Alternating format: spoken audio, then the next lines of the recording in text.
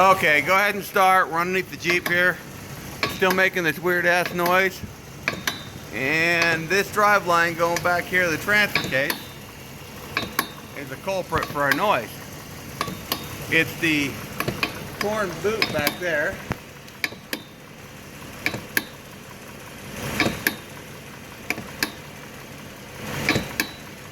You can hear the U-joint.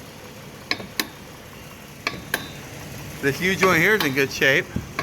It ain't moving.